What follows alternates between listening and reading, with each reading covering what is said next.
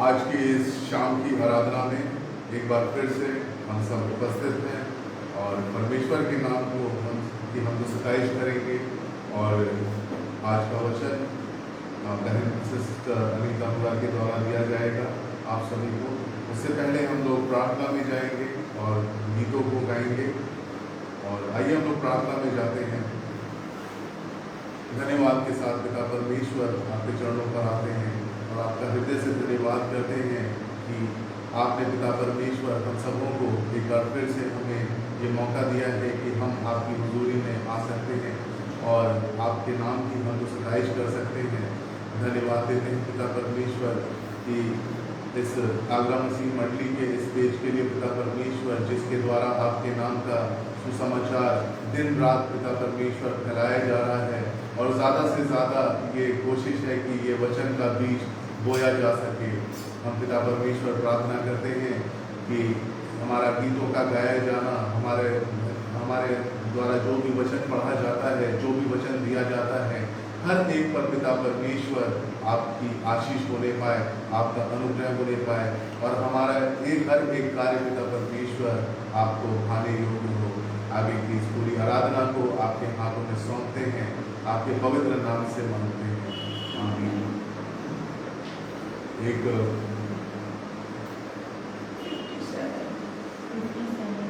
57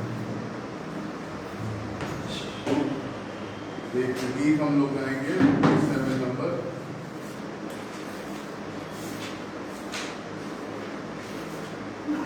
यहोवा चरवाहा मेरा,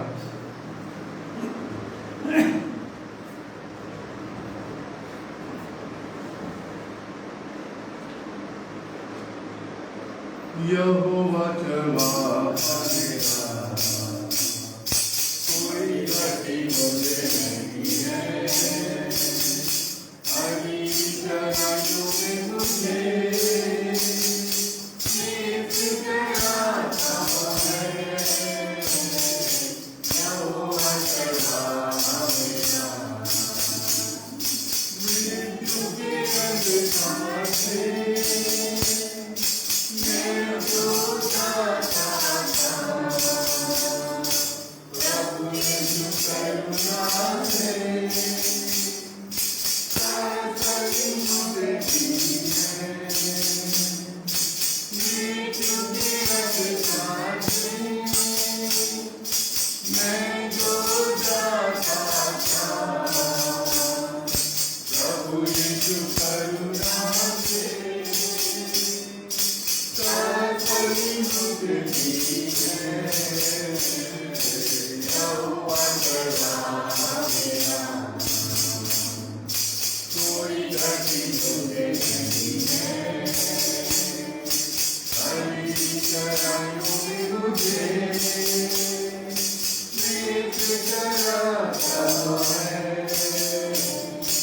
शत्रु के सामने मैं तो विचार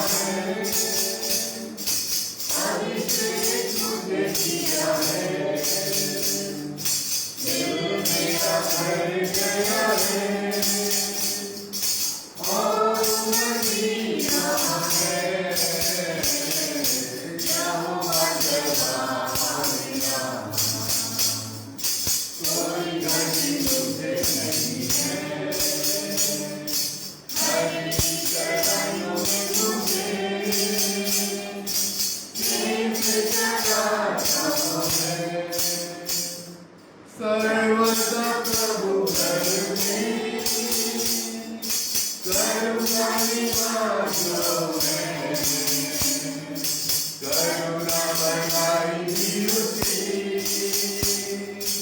आनंदित मुझे करती है सर्वदा प्रभु घर में करुणा निवास है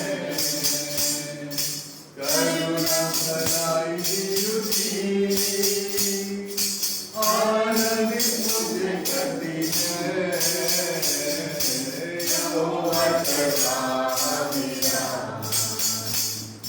कोई गलती मुझे नहीं है हरी चरणों में मुझे मेरे चराता है यहोवा करवाना मेरा। एक और गीत हम लोग गाएंगे गीत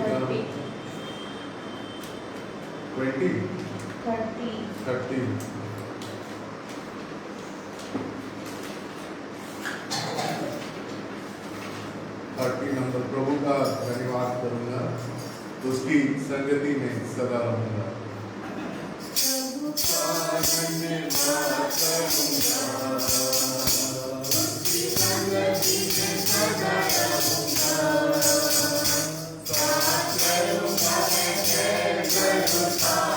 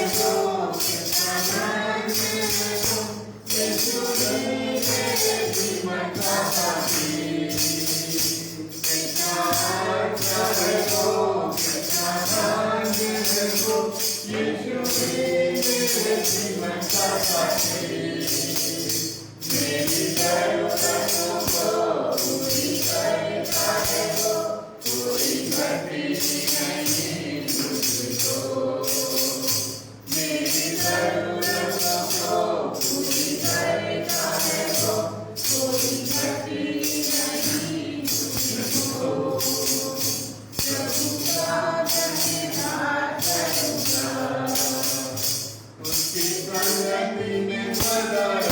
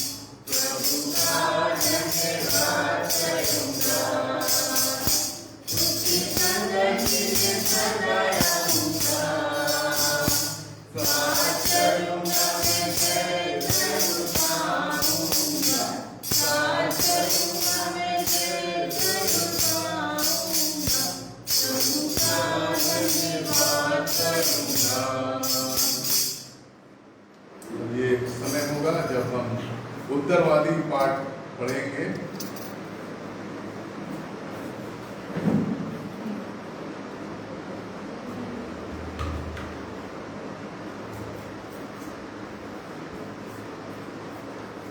आज का उत्तरवादी पाठ भजन संहिता 135।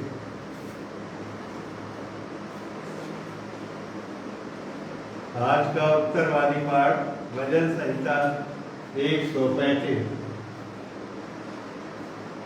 याह की स्तुति करो, यहोवा के नाम की स्तुति करो। हे यहोवा के सेवकों, तुम स्तुति करो। तुम जो यहोवा के भवन में अर्थात हमारे परमेश्वर के भवन के आंगनों में खड़े रहते हो।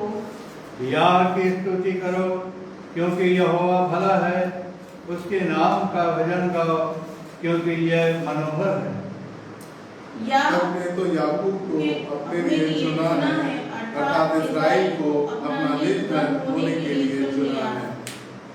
मैं तो जानता हूँ कि हमारा प्रभु यहोवा सब देवताओं से महान है। जो कुछ यहोवा ने चाहा, उसे उसने आकाश और पृथ्वी और समुद्र पर सब गहरे स्थानों में किया है। वह पृथ्वी की छोर से कोहरे उठाता है और वर्षा के लिए बिजली बनाता है और पवन को अपने भंडार में से निकालता है। उसने मिस्र में क्या मनुष्य पशु सबके पैरों को मार डाला। हे मिस्र, उसने तेरे बीच में फिरौन और उसके सब कर्मचारियों के बीच चिन्ह और चमत्कार किए। उसने बहुत सी जातियां नाश की और सामर्थी राजाओं को, अर्थात एमोरियों के राजा सिहोन को और बाशान के राजा ओग को और कनान के सब राजाओं को घात किया और उनके देश को बांटकर अपनी प्रजा इस्राएल के भाग होने के लिए दे दिया। हे यहोवा, तेरा नाम सदा स्थिर है। हे यहोवा, जिस नाम से तेरा स्मरण होता है वह पीढ़ी पीढ़ी बना रहेगा। यहोवा तो अपनी प्रजा का न्याय चुकाएगा और अपने दासों की दुर्दशा देखकर तरस खाएगा। अन्य जातियों की मूर्तें सोना चांदी ही हैं, वे मनुष्यों की बनाई हुई हैं। उनके मुंह तो रहता है परंतु वे बोल नहीं सकती, उनके आंखें तो रहती हैं परंतु वे देख नहीं सकती। जैसी वे हैं वैसे ही उनके बनाने वाले भी हैं और उन पर सब भरोसा रखने वाले भी वैसे ही हो जाएंगे। हे इस्राएल के घराने, यहोवा को धन्य कह। हे हारून के घराने, यहोवा को धन्य कह। हे लेवी के घराने, यहोवा को धन्य कह। हे यहोवा के डरवैयो, यहोवा को धन्य कहो। यहोवा जो यरूशलेम में वास करता है, उसे सिय्योन में धन्य कहा जाए। याह की स्तुति करो। परमेश्वर के जीवित वचन के लिए परमेश्वर का धन्यवाद।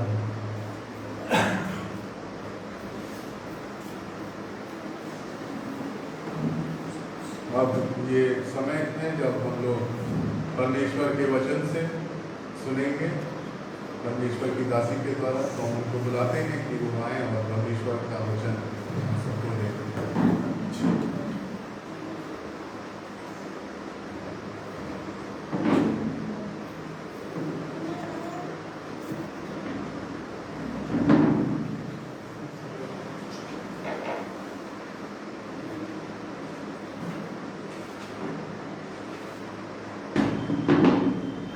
सभी को जय मसीह की। जय मसीह की। प्रभु हम लोगों के साथ है। प्रभु इस समय इस आराधना में उपस्थित है। आइए हम लोग प्रभु के चरणों में चलें। धन्यवाद धन्यवाद धन्यवाद यीशु जी, धन्यवाद के साथ आपके चरणों में आते हैं। धन्यवाद देते हैं प्यारे यीशु जी कि आपने हम लोगों को इस योग्य समझा, आपने हम लोगों को चुना है ताकि प्यारे प्रभु जी हम तेरे वचन को लोगों तक पहुंचा सकें। उस वचन को पहुंचाने में आप हमारी मदद करें। उस वचन को लोगों तक आप पहुंचाएं, उनके हृदयों को खोले ताकि वो उस वचन की गहराई को समझ सकें और उसके अनुसार कार्य प्रभु जी उसका अनुसरण करते हुए कार्य प्रभु अपना जीवन निर्वाह करें। कार्य प्रभु हम हृदय से धन्यवादित हैं। आगरा मसीह मंडली के लिए विशेष से हम अनुपम और उनकी पत्नी के लिए भी आपको धन्यवाद देते हैं कि उन्होंने हम लोगों को ये अवसर दिया कि प्रभु हम उनके साथ जुड़कर प्रभु तेरे वचनों को लोगों के साथ शेयर कर सकते हैं। प्यारे प्रभु आप अपनी उपस्थिति को यहाँ बनाए रखें। आपके स्वर्गदूत यहाँ उपस्थित रहें। जो भी वचन मैं बोलूँ मैं ना बोलूँ पर आप मुझ में होके बोलिए और प्यारे प्रभु जी उस वचन के द्वारा लोगों को लाभ पहुँचे। आपके पवित्र और मीठे नाम से मांगते हैं यीशु, सुनिए और ग्रहण करिए। आमीन।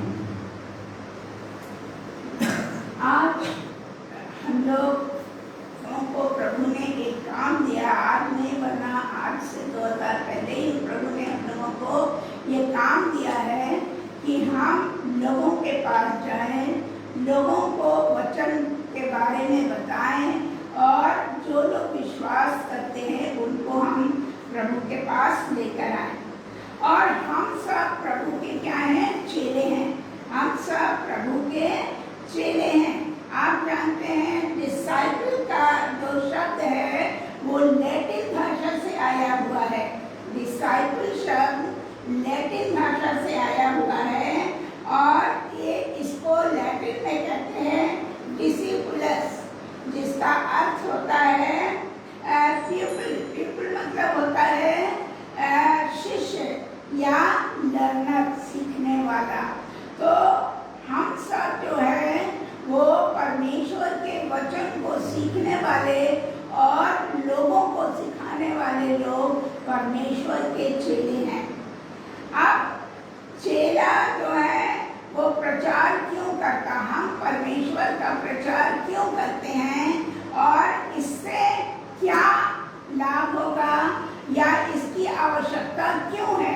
तो अगर हम देखें तो हम जान सकते हैं। आप कुलुसियों 1:28 निकालिए तो वहाँ पर इस प्रकार लिखा है, जिसका प्रचार करके हम हर एक मनुष्य को चेतावनी देते हैं और सारे ज्ञान से हर एक मनुष्य को सिखाते हैं कि हम हर एक व्यक्ति को मसीह में सिद्ध करके उपस्थित करें। जी, एक प्रचारक का काम है जो परमेश्वर का वचन बताता है कि हम उसको वचन को सिखाएं और उसको हम परमेश्वर के वचन से भरपूर करें और उसको सिद्ध बनाएं ताकि वो उस पर विश्वास करे और विश्वास जब वो करेगा तो वो बपतिस्मा ले और उसके बाद पवित्र आत्मा उसके साथ होगी और वो परमेश्वर का वचन स्वयं सुनाएगा।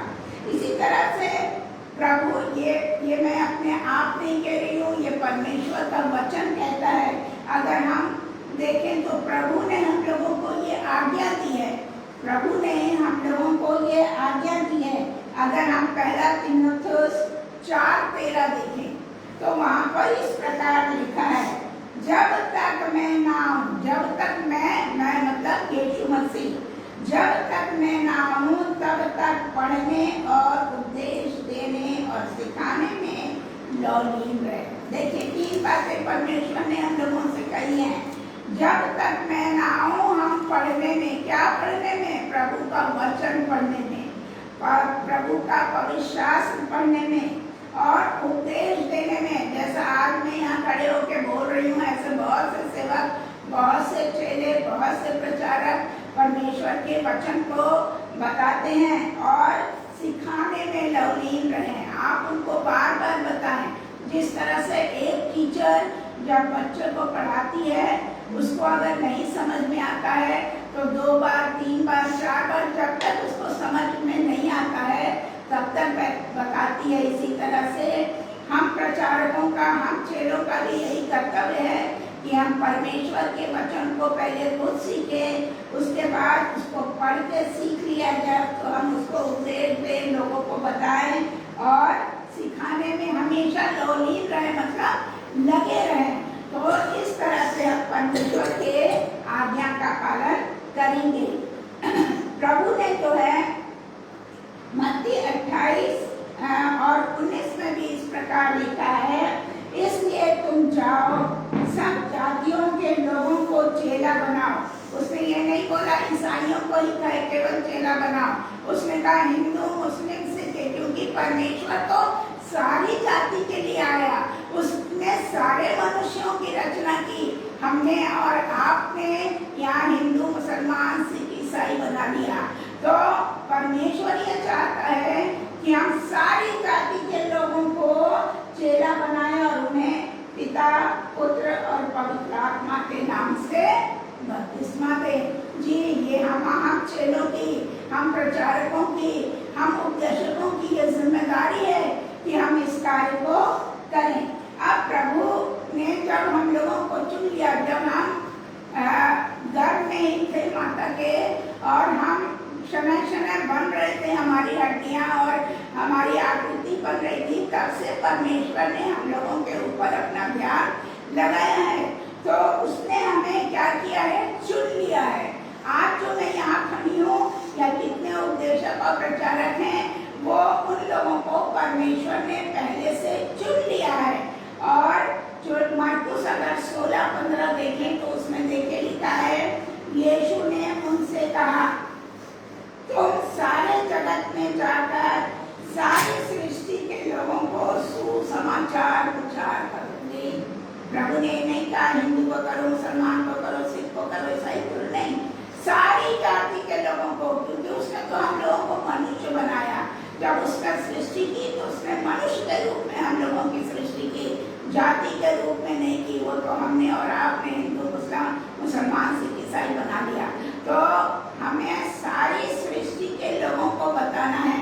अब वो उस पर विश्वास करें या ना करें, पर प्रभु ने जो हम लोगों को काम दिया है, उस काम को हमको बताना है, लोगों को उसकी सच्चाई को बतानी है। अगर आप देखें तो इफिसियों 4:11 और 12 पद में भी देखे लिखा है, उसने कुछ को प्रेरित, ऐसा नहीं है कि परमेश्वर ने सबको एक ही काम दे दिया, नहीं, परमेश्वर ने अलग अलग काम हम चेलों को, हम उपदेशकों को, हम प्रचारकों को दिया है। और उसमें क्या है, उसने कुछ को प्रेरित नियुक्त करके, कुछ को भविष्यवक्ता करके, कुछ को रखवाले करके और उपदेशक करके नियुक्त करके दिया। ऐसा किया उसने। ये सारी आशीषें हम लोगों को दी अलग अलग तरह से, जिससे पवित्र लोग सिद्ध हो जाएं और सेवा का काम किया जाए।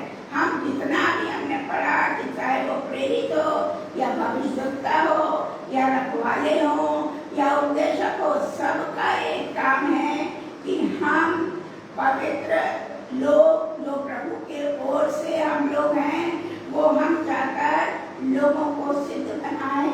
और बहुतों को सेवा का भी काम मिला। आप देखिए, हमारी मदर टेरेसा थी और इस तरह से जो सिस्टर्स हैं, बहुत सारी संस्थाएं हैं जो सेवा का काम, उनको परमेश्वर ने सेवा का काम दिया है।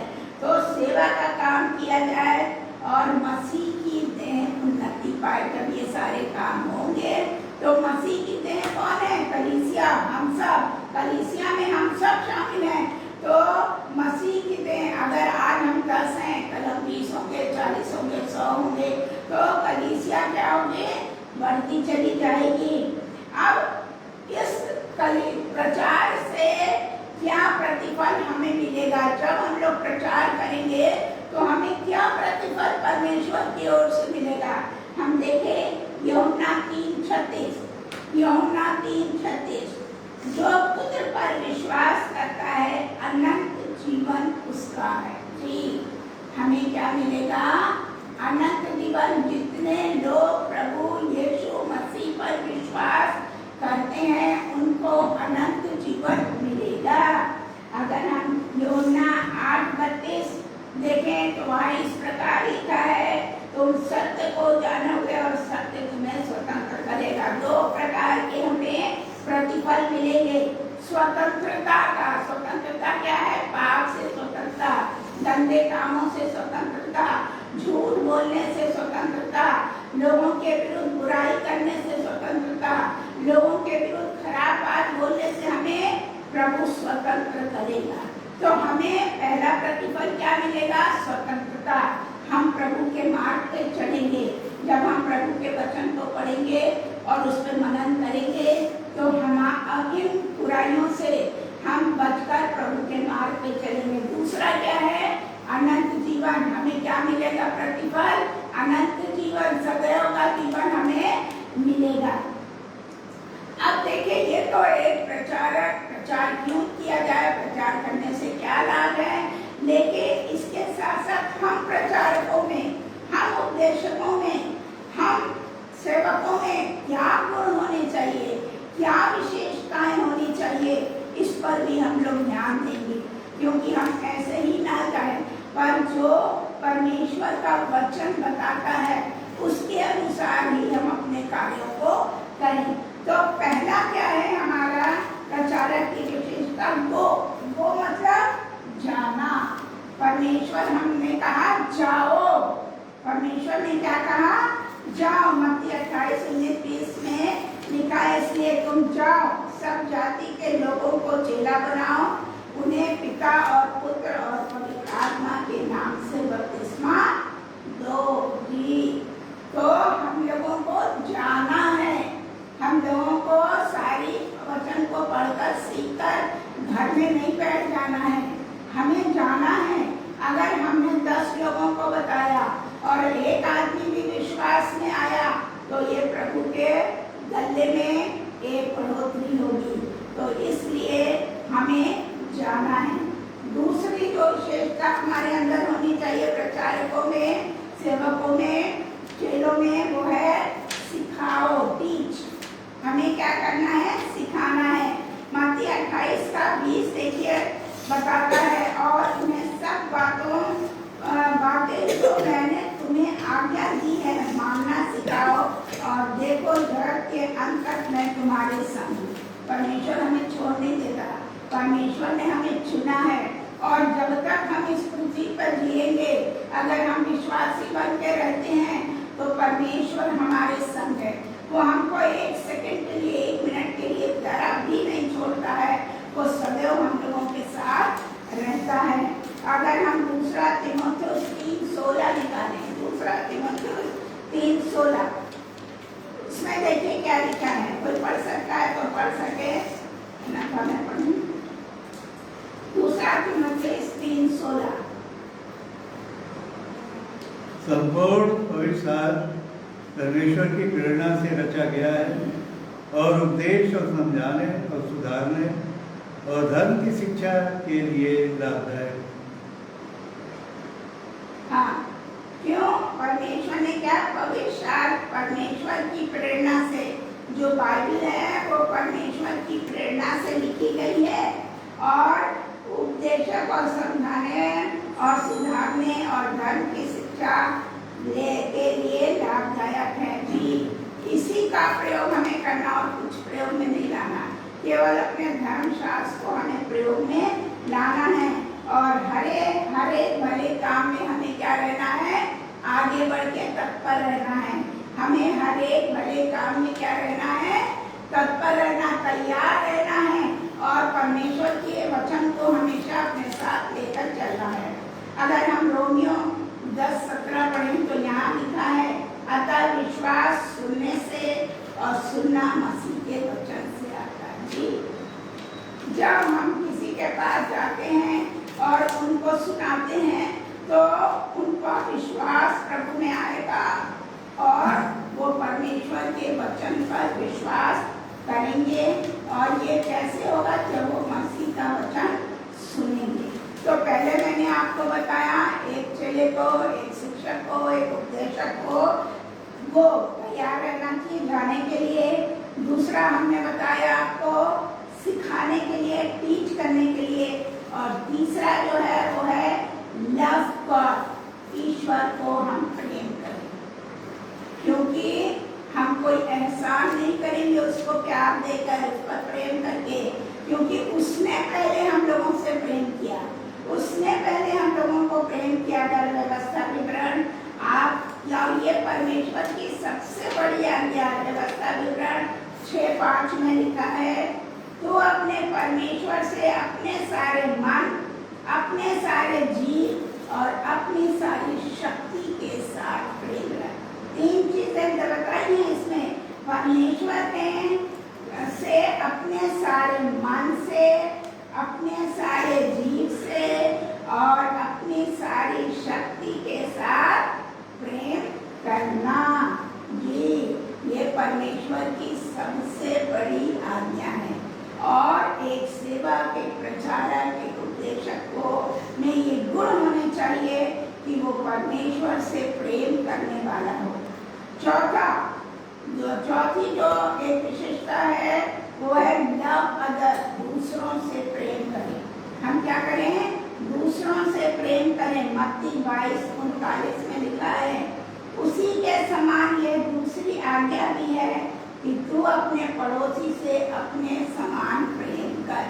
जी, हमें अपने पड़ोसी से अपने समान प्रेम करना है।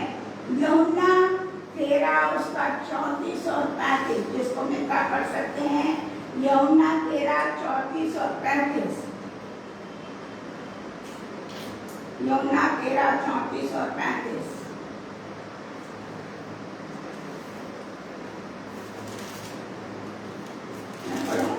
मैं तुम्हें एक नई आज्ञा देता हूँ कि एक दूसरे से प्रेम रखो, जैसा मैंने तुमसे प्रेम रखा है वैसे ही तुम भी एक दूसरे से प्रेम रखो। यदि आपस में प्रेम रखोगे तो इसी से सब जानेंगे कि तुम मेरे चेले हो। ये पहचान होगी हमारी, हम सब उपदेशकों, चेलों और प्रचारकों की पहचान होगी। यदि हम दूसरों से प्रेम करेंगे तो लोग ये जानेंगे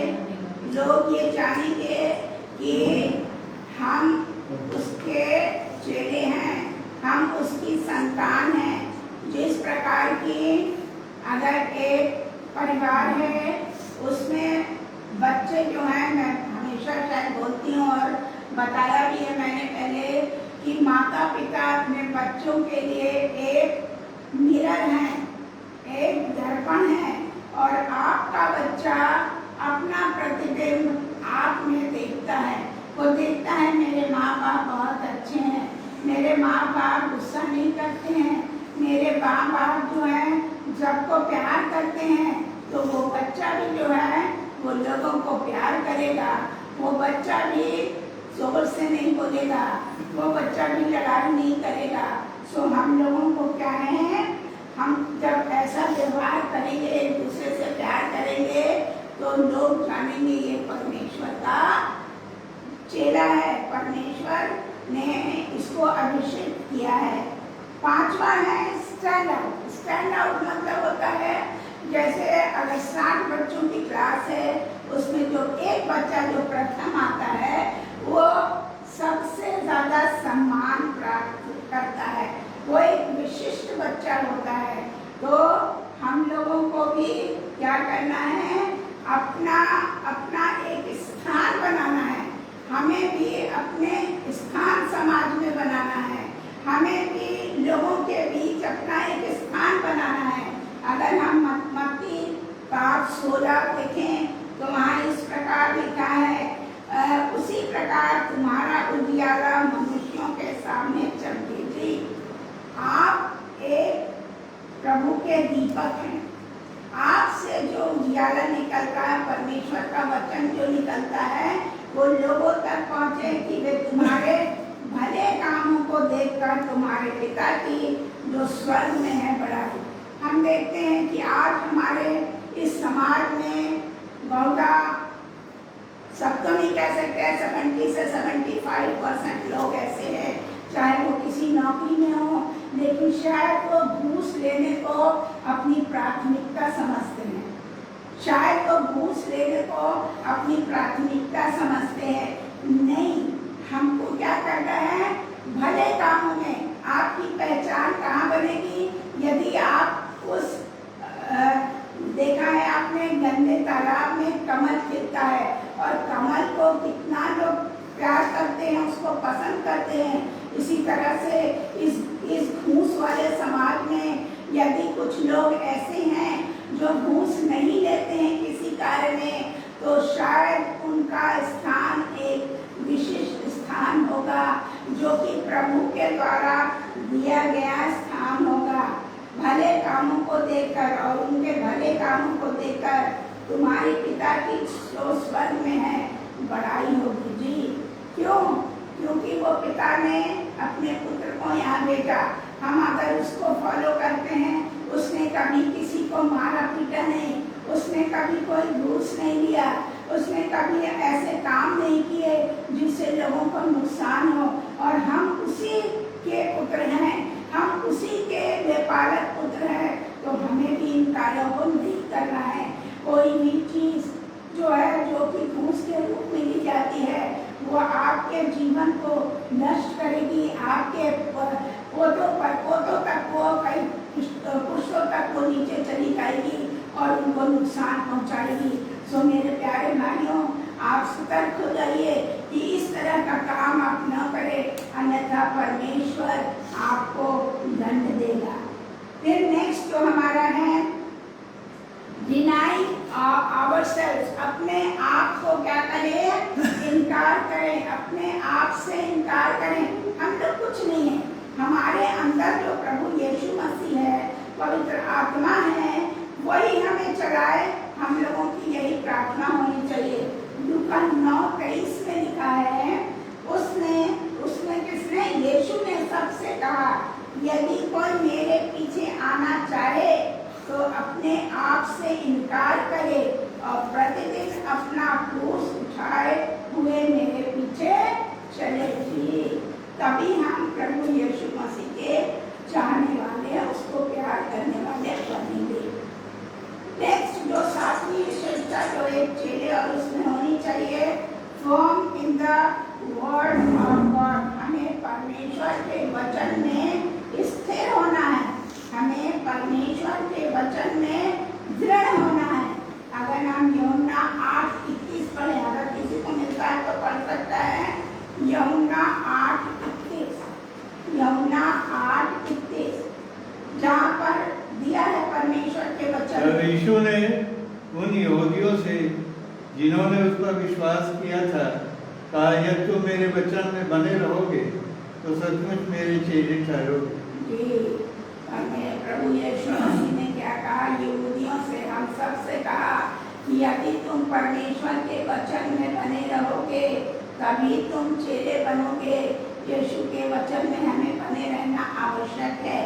इसके बाद हम 8वें में जाते हैं, fellowship with the other believers. हमें दूसरे विश्वासियों के साथ भी संगति करना है, हमें दूसरे विश्वासियों के साथ भी संगति करना है। आज हम देखते हैं इस समाज में अगर एक जगह प्रार्थना होती है तो हम कानों से सुन लेते हैं, लेकिन कान से सुनना ही नहीं है। हमको उस स्थान पर आना है ताकि हम उसमें सब लोगों के साथ मिलकर संगति कर सकें, क्योंकि परमेश्वर का वचन ये कहता है, परमेश्वर का वचन कहता है, यदि तुम वचन में बने रहोगे तो सचमुच मेरे चेले कहलाओगे। और वे प्रेरित जो शिक्षा पाने, संगति रखने और रोटी तोड़ने और प्रार्थना करने में लीन रहे। हमको क्या करना है? संगति करना है और संगति में जाना है, रोटी तोड़ना है और प्रार्थना करना एक साथ है, उसमें हमें लगे रहना है। 5 मिलते थे तो वहाँ इस प्रकार से लिखा है।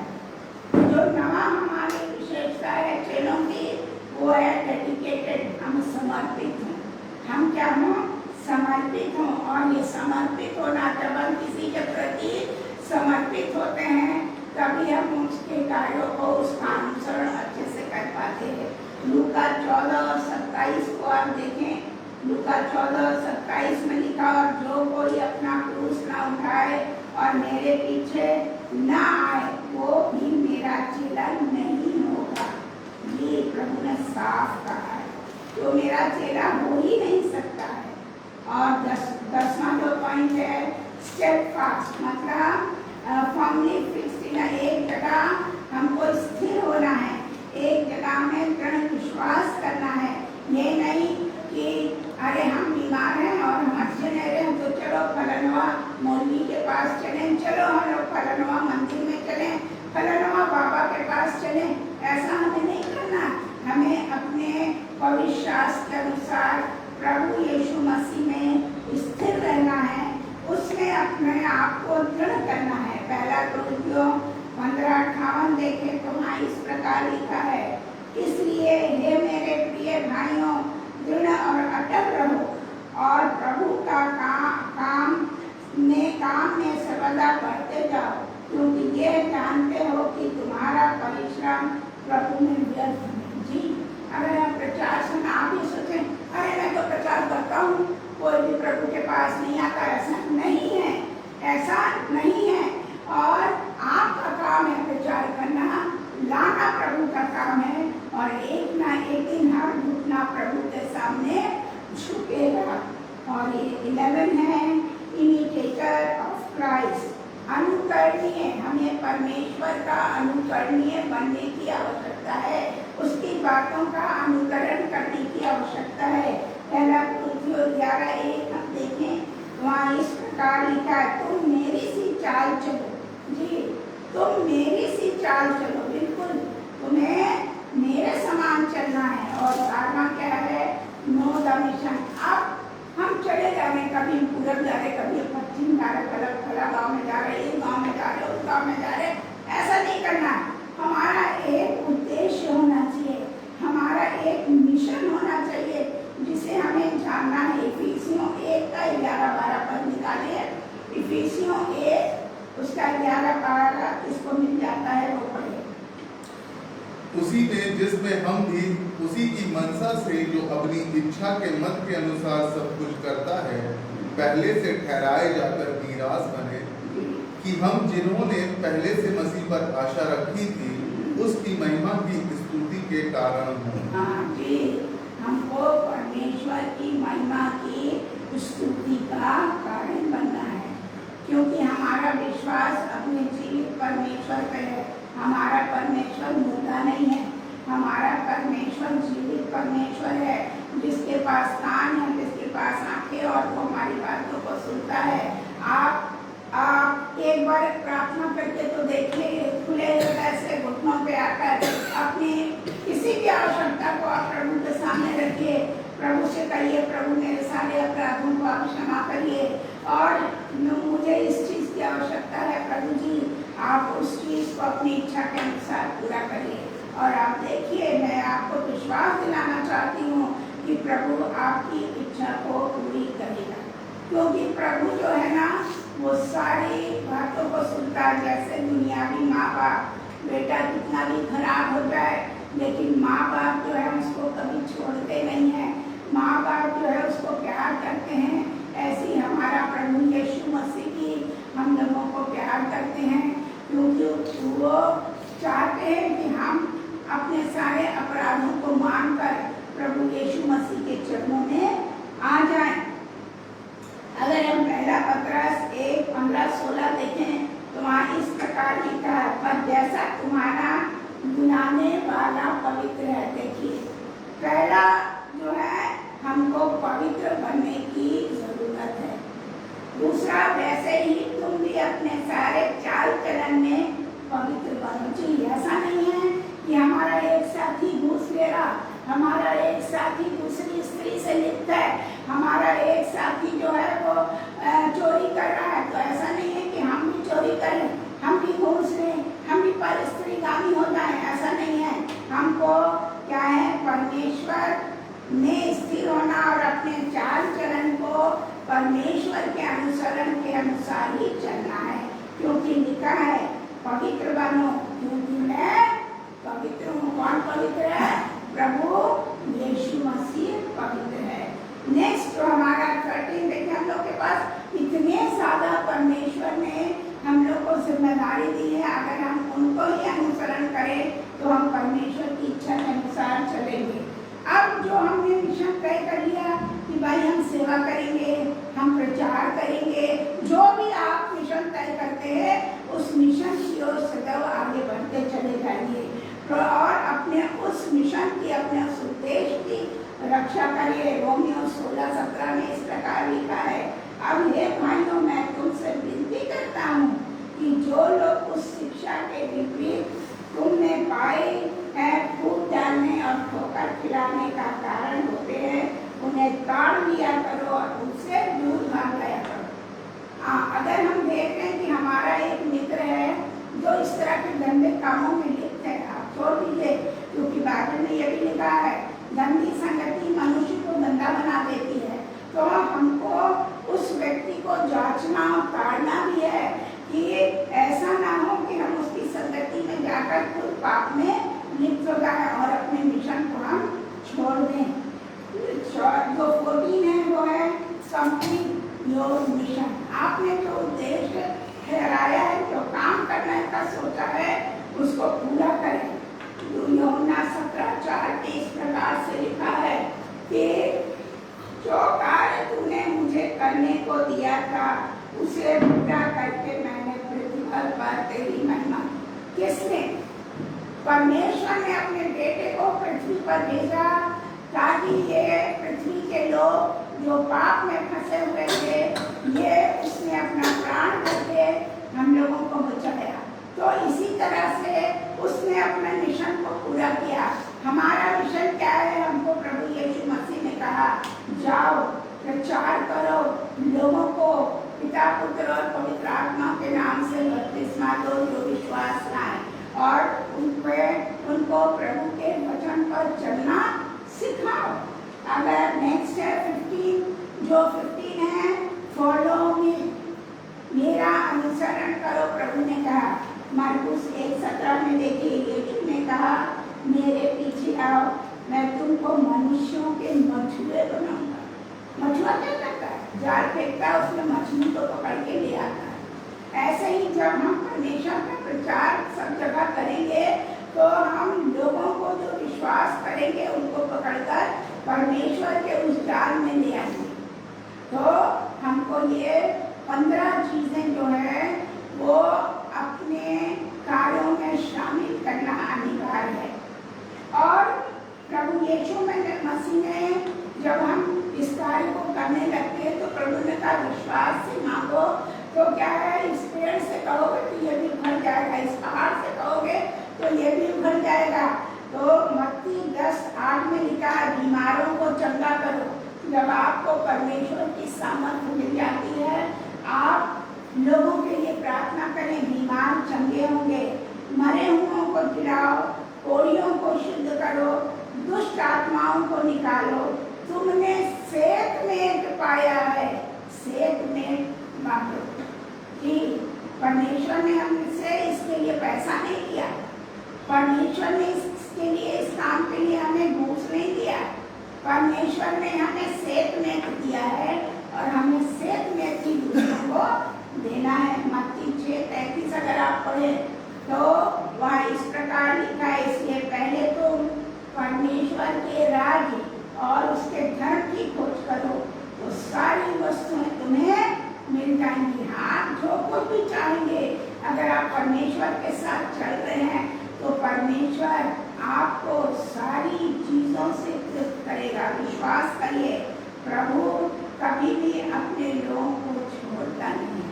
प्रभु हमेशा प्यार करने वाला पिता है और हम सब उसके लिए पालक पुत्र हैं और वो कभी भी अपने बेटे बेटियों को, बच्चों को छोड़ता नहीं है।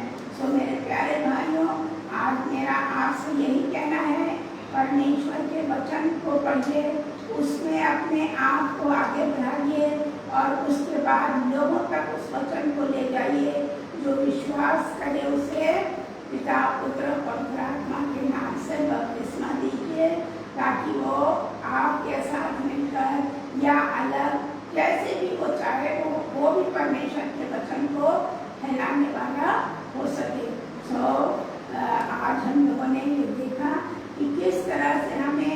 परमेश्वर के चेले होने के लिए ऐसे नहीं चेले होते हैं, कुछ गुणों को अपने अंदर रखना होगा, तब हम परमेश्वर के चेले बन सकेंगे। कुछ बुराइयों को, सारी बुराइयों को छोड़कर प्रभु के चरणों में आना होगा।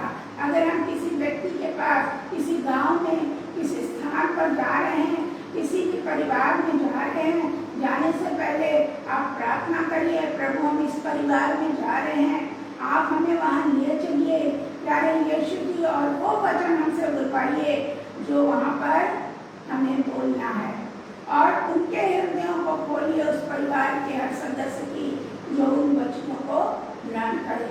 सो धन्यवाद हो प्रभु यीशु मसीह का कि उसने मुझे चुना और मैंने परमेश्वर के इस वचन को आप तक पहुंचाया है। प्रभु अपने इन वचनों पे आशीष दे। और एक बार पुनः मैं अनुपम जी और उनकी पत्नी का हृदय से धन्यवाद देती हूँ। आगे में जो वो इस तरह से हम लोगों को मौका देंगे तो हम जरूर परमेश्वर के वचन को आपके साथ बांटेंगे। धन्यवाद। अब अंत में मैं चाहूँगी कि रेवरेंड बुरा है, हम लोग सब खड़े हो जाएं, प्रभु की प्रार्थना बोलें और आशीष वचन से वो हम लोगों को विदा करें।